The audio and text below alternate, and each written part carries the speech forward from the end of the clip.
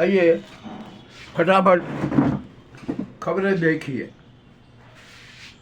देश में हालात नाजुक होते जा रहे हैं और ऐसा लग रहा है कि अघोषित गृह युद्ध शुरू हो चुका है।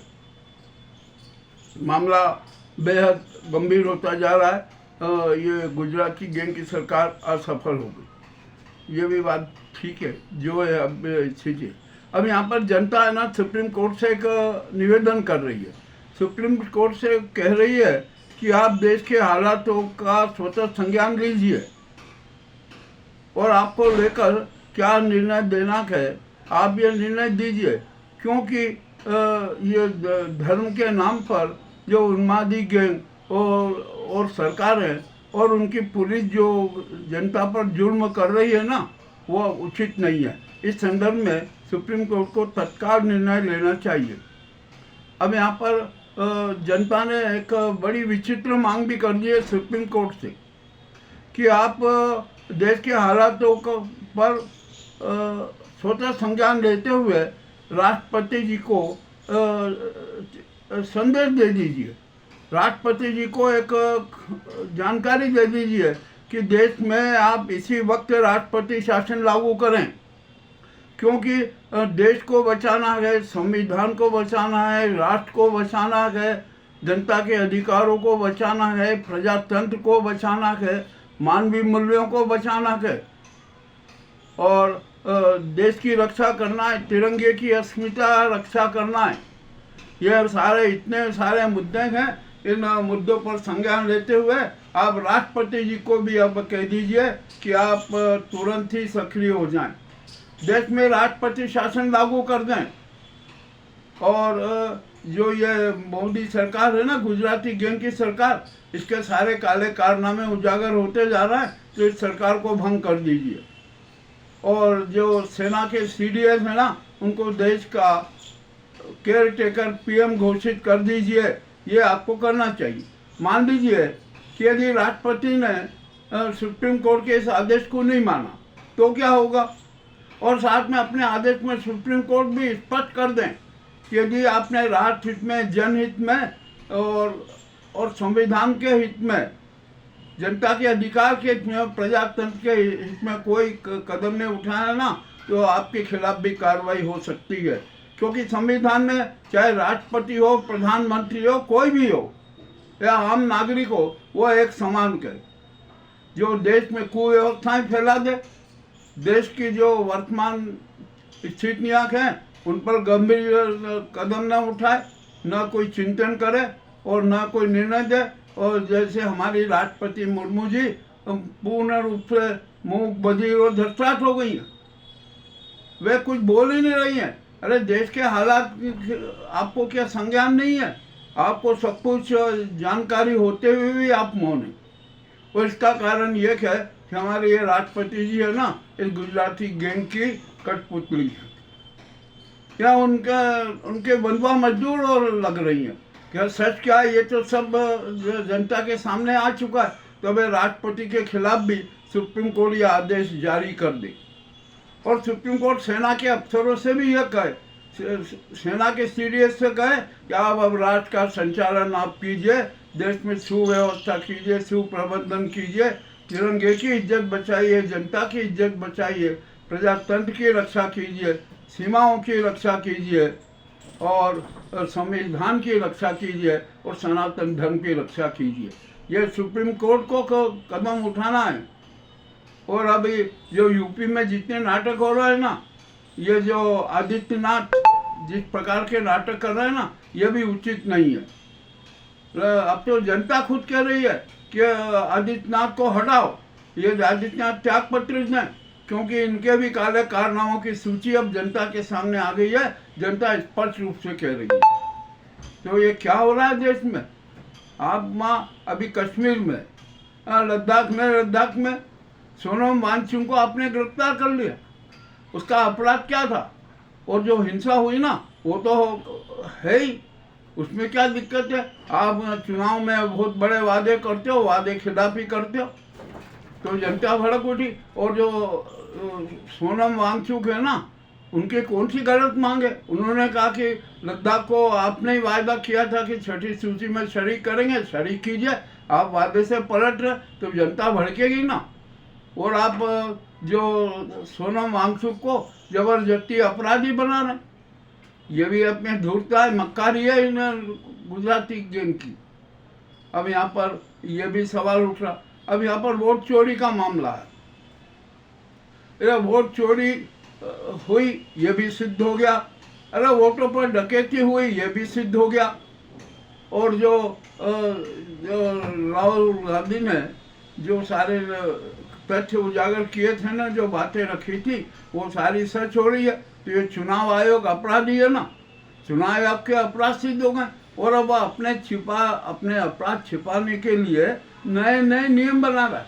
क्यों बना रहा है भैया?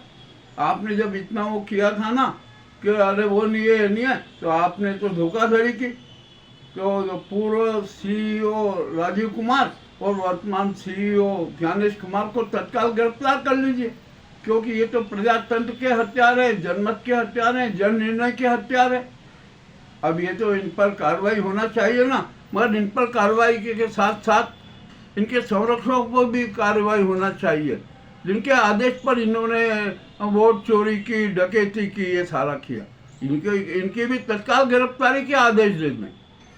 अब मामला तो सारा सब कुछ उजागर होता है। और ये अब यहाँ पर जनता खुलेआम बिहार में आवाज़ उठ रही है कि भाजपा का राष्ट्रीय राजनीतिक पंजीयन रद्द करे चुनाव आयोग। क्यों रद्द करे? इसका भी कारण जनता बता रही है कि आपने अपने 10 साल के 11 साल के कार्यकाल में बिहार का कोई महत्व नहीं दिया, उसको विशेष अधिकार का दर्जा नहीं दिया। बिहार की जनता के साथ आपने कितनी क्रूरता की। यहाँ पर बेरोजगारी बढ़ी हुई है, कितना भयंकर है। गरीब पैसे अपना घर चला रहे हैं और आपने फिर यहाँ पर भी वोट चोरी कर दी और अपने सत्ता के लिए। और सबसे बड़ा काम तो आपने ये किया कि महिलाओं को अपने पक्ष में करने के लिए 10,000 करोड़ की राशि आवंटित कर दी चुनाव प्रक्रिया के चलते हुए। ये तो सरासर भ्रष्टाचार है, मतों को खरीदने की प्रक्रिया, ये तो अपराध है ना। तो चुनाव आयोग को इस मामले में कार्रवाई करना चाहिए, परंतु नहीं कर रहा है। और मज़ेदारी की बात तो यह है कि इनको सारी सुविधा, इनकी घोषणाओं करने के लिए चुनाव आयोग बिहार में मतदान की तिथियों की भी घोषणा नहीं कर रहा है।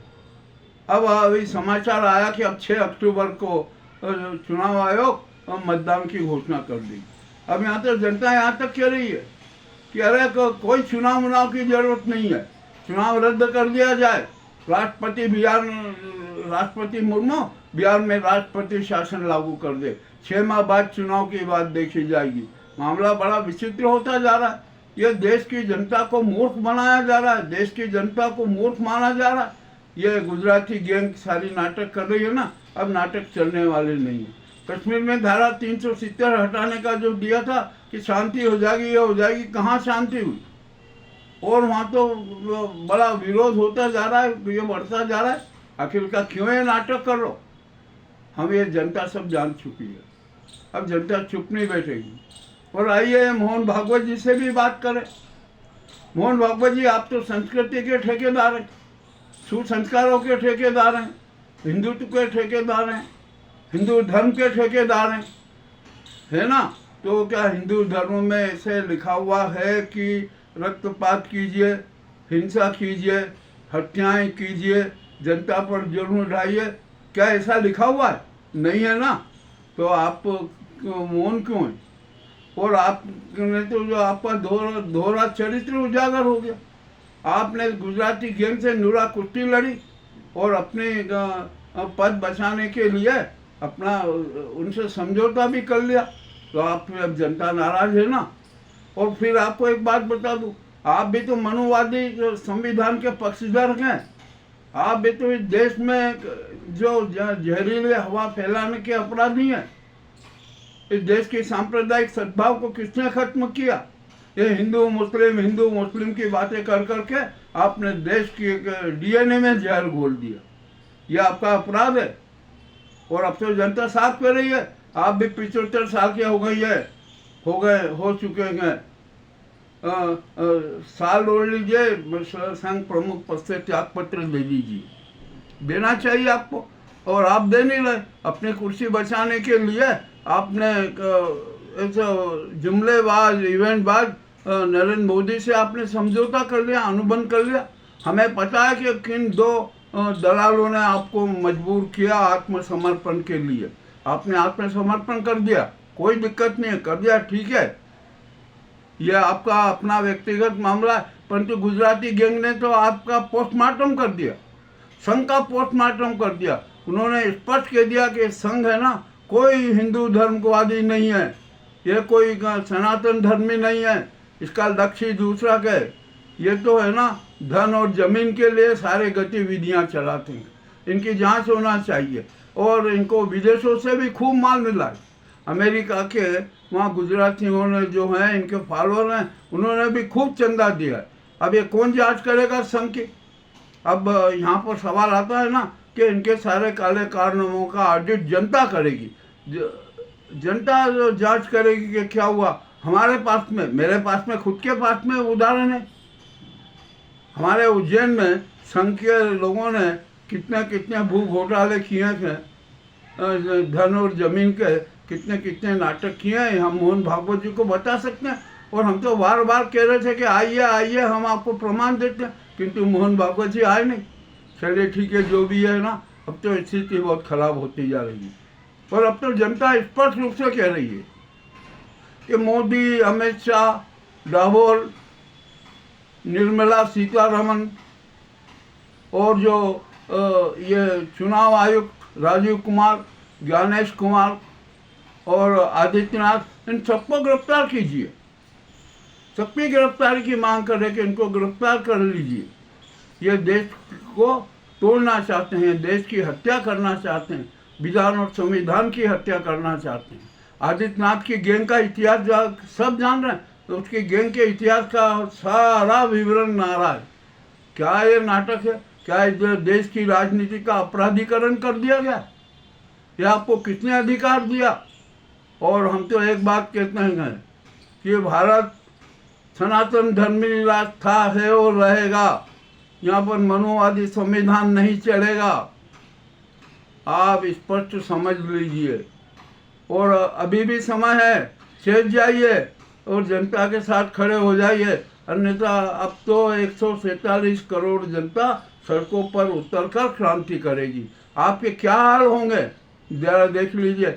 और अंत में मैं एक बात ये मोदी गोदी मीडिया को भी कहना चाहता हूँ कि आपने अभी तक मरी हुई आत्मा का बोझ ढोते हुए ऐसे नाजी, गुजराती गैंग और कारपोरेट गैंग के जूतों की पॉलिश अपनी जुबान से की है, ये चरित्र त्याग दीजिए। आज ये देश के साथ गद्दारी हो रही है, आप देश के साथ गद्दारी कर रहे हैं।